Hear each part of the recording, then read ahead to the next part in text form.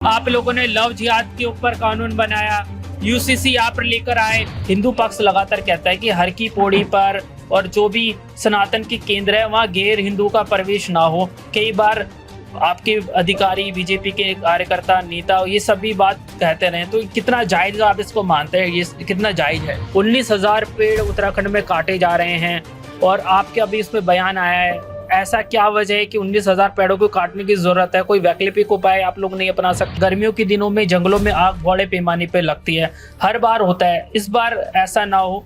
आग से जंगल हमारे बचे, जंगल के साथ साथ जानवरों की भी बड़ी मौत होती है। क्या बोले? चारधाम यात्रा पर हमेशा से आतंकवादी खतरे का हम तो कह सकते हैं कि डर हमेशा रहा है। उत्तराखंड की स्थापना को 25 साल हो गए हैं और अब ऐसा लगता है कि उत्तराखंड लगभग दिल्ली के पास पहुंच गया है। जबरदस्ती जो लोग रेफर कर रहे हैं मरीजों को अस्पताल वाले, एक अस्पताल से दूसरे अस्पताल, उस पर बड़ी तीखी प्रतिक्रिया आपकी आई है। आपका क्या विजन है कि स्वास्थ्य सेवाओं को किस तरीके से उत्तराखंड में मजबूत करना है? नमस्कार, इस वक्त मैं उत्तराखंड की राजधानी देहरादून में हूं और उत्तराखंड इन दिनों काफी ट्रेंड में है। जिस तरीके से सरकार यहाँ फैसला ले रही है और जब बात विकसित भारत 2047 की आ रही है, उसका जो रोड मैप है और उत्तराखंड का क्या कंट्रीब्यूशन हो सकता है, उस पर भी बात हो रही है। हाल ही में 5 नए लोगों को मंत्रिपरिषद में भागीदारी उनकी दी गई है, उस पर भी लगातार बात हो रही है। और बार बार उत्तराखंड में अतिक्रमण के खिलाफ जो कार्रवाई हो रही है, उस पर भी खबरें लगातार सामने आ रही है। आज तमाम मुद्दों पर बात करने के लिए उत्तराखंड के बहुत वरिष्ठ नेता, 4 बार के विधायक और एक लंबा राजनीतिक अनुभव रखने वाले व्यक्तित्व हमारे साथ में श्री सुबोध उनियाल जी हमारे साथ में हैं। आपके पास वन, स्वास्थ्य, चिकित्सा और निर्वाचन, विधायी, संसदीय कार्य में इतने सारे विभाग आपके पास में हैं और आपको हाल ही में स्वास्थ्य मंत्री का भी काम आपको मिला है। और जिस तरीके से सर स्वास्थ्य मंत्री के रूप में आप अचानक अस्पतालों में जा रहे हो और जो आपकी कार्रवाई है, सीधे तौर पर आप कह रहे हो कि जबरदस्ती जो लोग रेफर कर रहे हैं मरीजों को अस्पताल वाले, एक अस्पताल से दूसरे अस्पताल, उस पर बड़ी तीखी प्रतिक्रिया आपकी आई है। आपका क्या विजन है कि स्वास्थ्य सेवाओं को किस तरीके से उत्तराखंड में मजबूत करना है? देखिए, स्वास्थ्य किसी भी सरकार की सबसे बड़ी प्राथमिकता होती है और हमारा राज्य जो पर्वतीय भौगोलिक परिस्थितियों का राज्य है, इस राज्य में स्वास्थ्य और शिक्षा ये पलायन के 2 बहुत बड़े कारण हैं। जी। तो स्वास्थ्य सेक्टर को मजबूत करना, क्योंकि शिक्षित भी आदमी तब होगा जब वो स्वस्थ रहेगा। तो इंसान की स्वस्थता ये सबसे बड़ी प्रमुखता, और मैं इसी को देख करके मैं इस विभाग को अभी समझने की कोशिश कर रहा हूँ। लेकिन जो मुझे इतने वर्ष के व्यवहारिक ज्ञान का है, एक तो हम लगातार शिकायतें मिलती हैं कि बड़े बड़े अस्पताल जहाँ पर स्पेशलिस्ट डॉक्टर्स की पोस्टिंग भी है, वो भी रेफरल अस्पताल बन के रह गए। इसके अलावा गरीब आदमी से बाजार से दवाई मंगाने की पर्ची लिखी जाती है। तो इन चीज़ों पर मैंने कड़ा रुख लिया और कहा कि ये अस्पताल रेफरल अस्पताल न बने और किसी को भी बाहर से दवाई लाने खरीदने के लिए मजबूर ना किया जाए। इसके साथ साथ मैं जानता हूँ कि डॉक्टर्स भी, एक पढ़ लिख के बच्चा डॉक्टर बनता है तो उसकी भी अपनी कुछ उम्मीदें, अपनी कुछ अपेक्षाएं होती हैं। तो मैंने ये भी कहा है कि एक तो जो प्रमोशन है वो टाइमली दिए जाएं। दूसरा, जो विशेषज्ञ डॉक्टर्स हैं उनकी, क्योंकि लगता है आदमी को कि अगर मेरी बाहर में पोस्टिंग हो गई तो 4-5 साल फंस जाऊंगा, तो मैंने निर्देश दिए कि 6-6 महीने के रोस्टर पे विशेषज्ञ डॉक्टर की पोस्टिंग की जाए। 6 महीने बाद ऑटोमेटिकली वो वापस आ जाएगा और दूसरा डॉक्टर उसकी जगह जाएगा, ताकि पहाड़ों में 12 महीने 24 घंटे जो है ये हम इस विशेषज्ञ डॉक्टर को उपलब्ध रहे। तीसरा, हर व्यक्ति को एक उम्र में अपने परिवार की सुरक्षा चाहिए होती है। तो मेरा भी एक ये है कि डॉक्टर को भी सामाजिक एक सोशल फैमिली सिक्योरिटी चाहिए।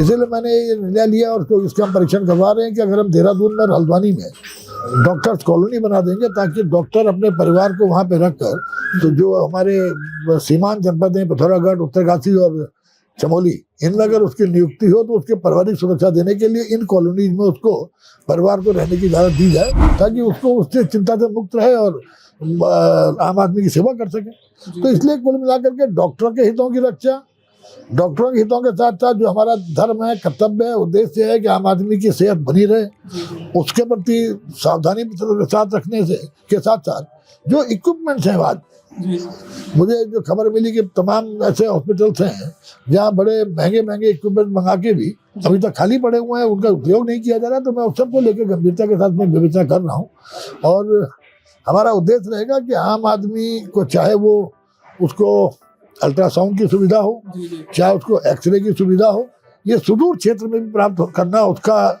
मैं समझता हूँ अधिकार भी है और उसको ये सुविधाएं पहुंचाना ये हमारा धर्म है।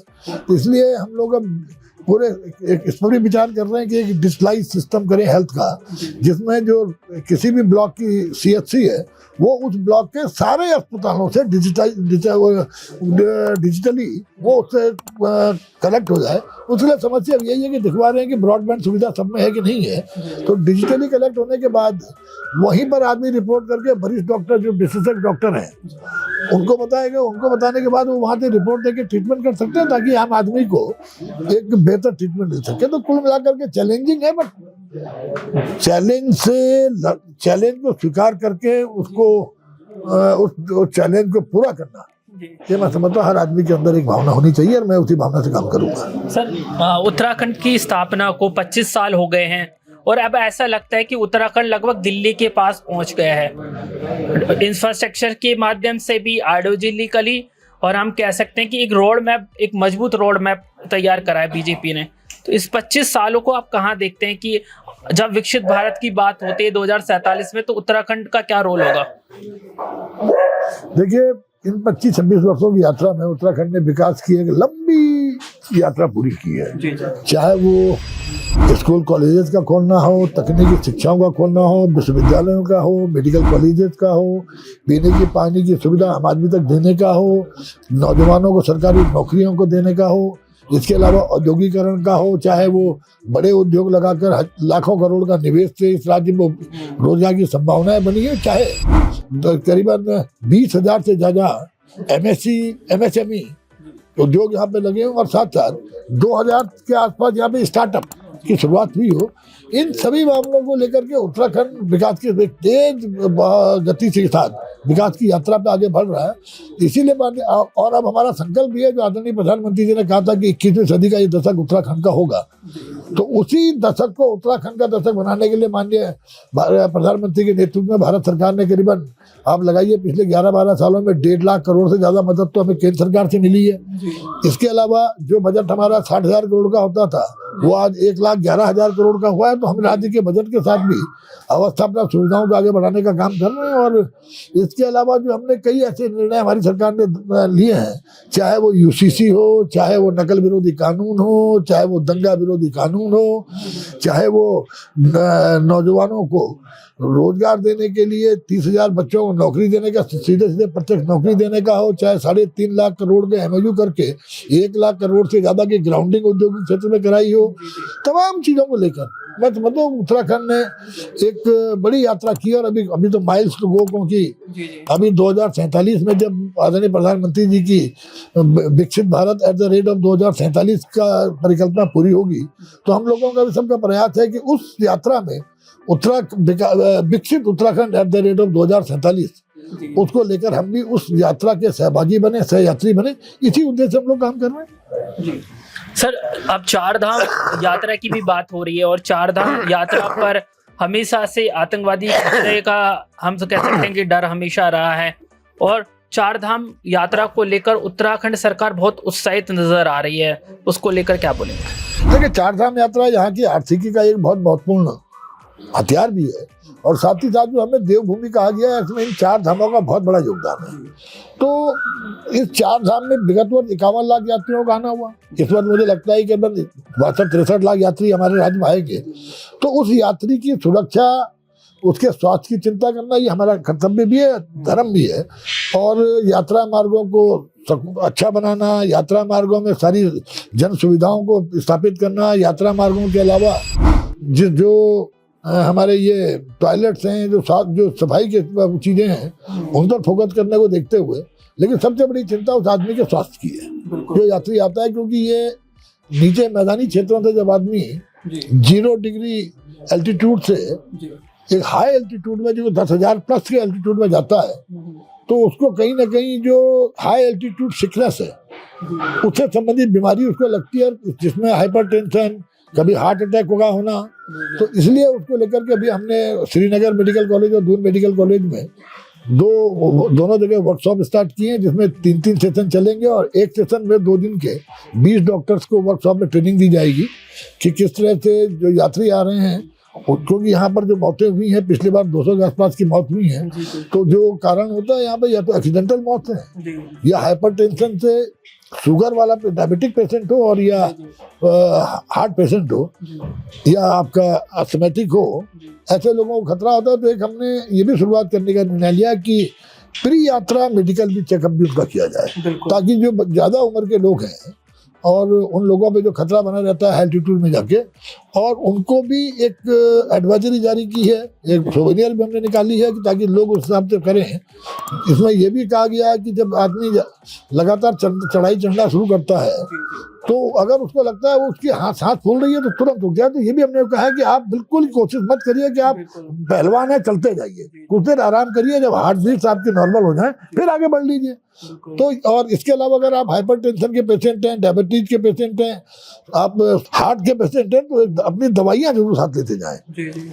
इसी तरह डॉक्टर्स को भी हम डिप्यूट कर रहे हैं कि ताकि ऐसी नौबत आने पर डॉक्टर भी इमीडिएट उनको फायदा दे सके। तो मैंने आपसे कहा कि हम 4 धाम यात्रा के चाहे अवस्थापना सुविधाएं हो, चाहे स्वास्थ्य संबंधी परेशानी हो, इन सबको लेकर के सरकार सतर्क और गंभीरता से काम कर रही है। सर, उत्तराखंड में हर बार खबरें आती कि गर्मियों के दिनों में जंगलों में आग बड़े पैमाने पर लगती है, हर बार होता है, इस बार ऐसा ना हो, आग से जंगल हमारे बचे, जंगल के साथ साथ जानवरों की भी बड़ी मौत होती है, क्या बोले?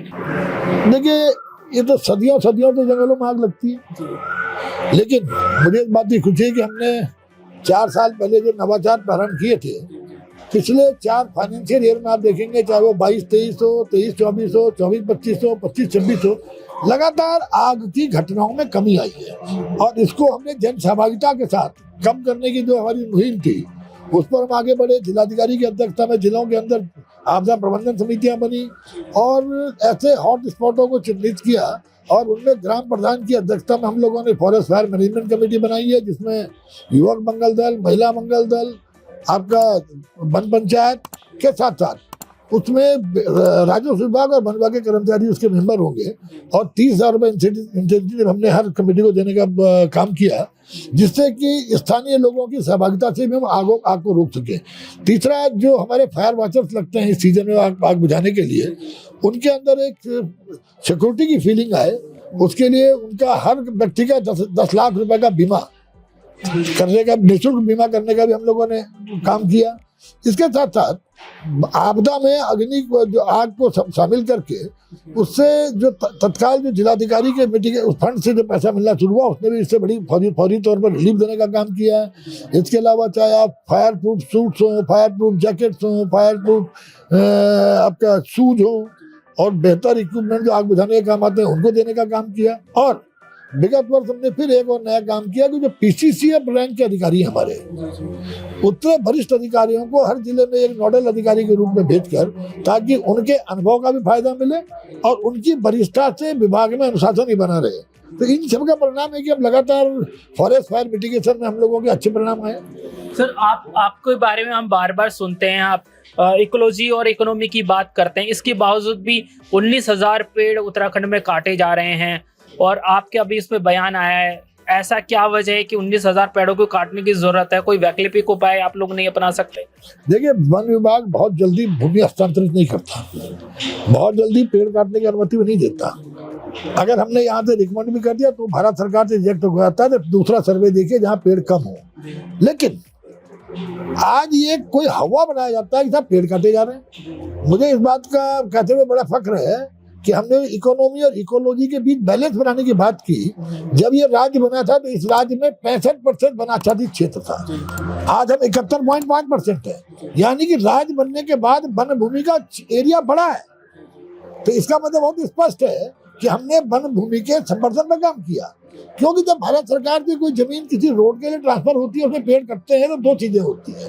एक तो उतनी ही जमीन आपको देनी पड़ती है भारत सरकार को, जंगल फॉरेस्ट डिपार्टमेंट को। दूसरा, जितने पेड़ कटते हैं उसके दुगने पेड़ आपको प्लांट करने पड़ते हैं। तो ये अगर आपने 10,000 पेड़ कटे तो 20,000 प्लांटेशन करना पड़ेगा। तो इसलिए ऐसा नहीं है, लेकिन ये प्रयास चाहता है कि कम से कम पेड़ों की क्षति हो। सर, पुष्कर सिंह धामी सरकार के बारे में कहा जा रहा है कि आप लोगों ने लव जिहाद के ऊपर कानून बनाया, यूसीसी आप लेकर आए, लेकिन ऐसा जो आप एक माइलस्टोन खड़ा कर रहे हो, ऐसा बाकी बीजेपी राज्य शासित जो राज्य वो तो नहीं कर पा रहे हैं। ऐसा नहीं है। अभी आप देखिए, गुजरात ने भी समान नागरिक संहिता वाला कानून पास कर लिया। आसाम में चुनाव हुआ, आसाम के चुनाव घोषणा पत्र में भी कहा गया है कि अगर हम सत्ता में आएंगे तो हम समान नागरिक संहिता लागू करेंगे। देखिए, हमने भी इलेक्शन मैनिफेस्टो में कहा था, ये जनता के साथ विश्वास के साथ आगे बढ़ने का प्रश्न है। अगर हमने 2022 के चुनाव घोषणा पत्र में कहा था कि अगर हम सत्ता में आएंगे तो हम यूसीसी लागू करेंगे, जनता ने हमें प्रचंड बहुमत दिया, यानी यूसीसी को जनता की मोहर लग गई। इसी तरह आसाम गवर्नमेंट भी इस समय उन्होंने इलेक्शन मैनिफेस्टो में कहा कि अगर हम सत्ता में आएंगे तो हम यूसीसी लागू करेंगे। अब जनता के ऊपर है, जनता यूसीसी लागू करने के पक्ष में मत देती है या यूसीसी के खिलाफ देती है। एक और बड़ी बात सामने आती रही है बार बार कि लोग कह रहे हैं कि हिंदू पक्ष लगातार कहता है कि हर की पौड़ी पर और जो भी सनातन के केंद्र है वहाँ गैर हिंदू का प्रवेश ना हो। कई बार आपके अधिकारी, बीजेपी के कार्यकर्ता, नेता ये सभी बात कहते रहे, तो कितना जायज आप इसको मानते हैं, ये कितना जायज है? देखिए, सबके अपने अपने विचार हैं, अति उत्साह दिखा लेते हैं लोग। और भारत एक ऐसा देश है जहाँ पर सब लोगों का आपस में प्रेम है, तो इसलिए आपसी प्रेम सौहार्द बना रहना चाहिए, यही मेरा मानना है। तो आपका एक बहुत अच्छा रोड मैप है मंत्री जी, आपने लंबी बातचीत करी, आपका बहुत बहुत धन्यवाद। और जिस तरीके से आप काम कर रहे हैं स्वास्थ्य के क्षेत्र में, तो उसकी खबरें बार बार सामने आ रही है। हम देखते हैं कि उत्तराखंड में स्वास्थ्य व्यवस्था इतनी मजबूत नहीं है जितनी होनी चाहिए, लेकिन आप उस और प्रयास करें। आपने बातचीत करी हमसे, आपका बहुत बहुत धन्यवाद। Thank you.